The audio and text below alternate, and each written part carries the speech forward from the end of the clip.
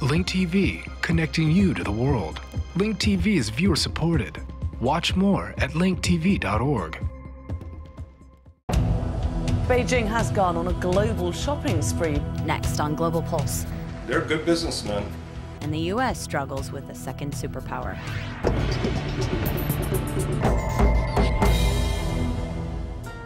As the world finally begins to back away from the economic precipice, a new alignment of wealth, power, and influence is coming into focus, and its leader is China. I asked our guest, Wayne Silby, the chairman of the Board of Calvert Investments and a frequent guest of China's financial sector, if there was as much economic pain in China as around the world this year. No, I was in Beijing in January of earlier this year, and there were a lot of layoffs in the manufacturing sector. People went back to their villages. The villages absorbed them. The government helped in that transition. The government helped by launching a $20 billion stimulus plan, as CCTV reported.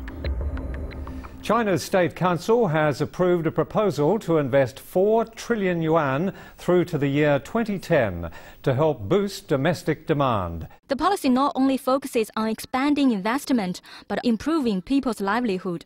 These projects include guaranteed housing projects for low-income residents, healthcare development and educational undertakings, and increasing people's incomes.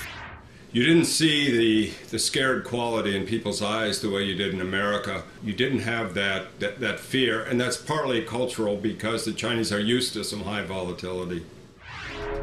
China launched a new strategy for buying up resources worldwide.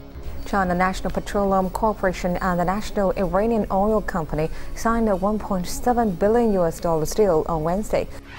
China is looking for new opportunities in Sudan. China has a 40% stake in the oil industry here.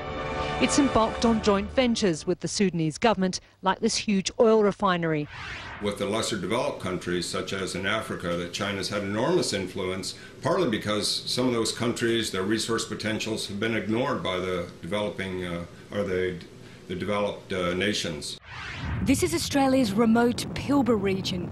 Here the global financial crisis is hitting hard. China sees this as an opportunity. Mining companies for sale at dirt cheap prices. People sometimes they say to me, Wayne, how do we invest in China? I say, you want to invest in China?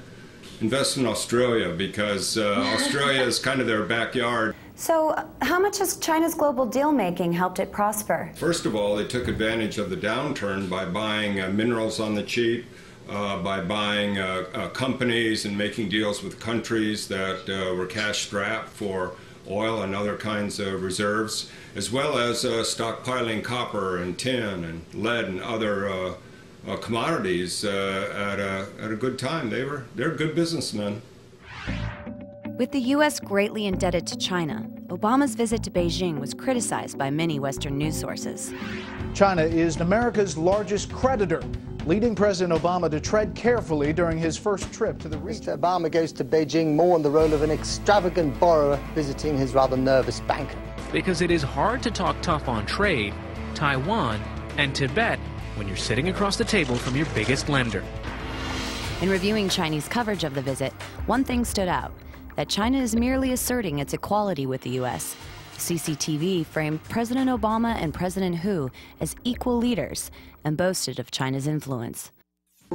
China, being the largest holder of U.S. debt and one of the only nations that has not been severely affected by the global economic downturn, is a country that Washington increasingly looks to for cooperation. They represent the interests of the world's largest developing and developed nations. What do you think is the future of the U.S. and China economic relationship? 2010 will be very much about trying to encourage more consumerism and to build up their own kind of social services in China, as opposed to this kind of export-led growth. Some people talk about Chimerica as being this combination of the G2, if you will. And while I think it's a stretch to talk about that today, it certainly seems to be going in that direction, because the Chinese have an affinity for the U.S. culture. They enjoy sending their kids here to college, and there is a certain kind of way that the Chinese have that entrepreneurial, individualistic spirit that matches, to some extent, with the people of the United States.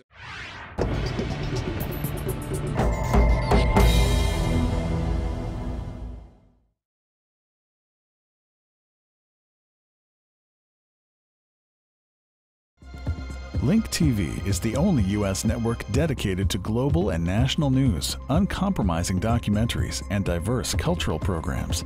Programs which connect you to the world. To learn more, visit linktv.org.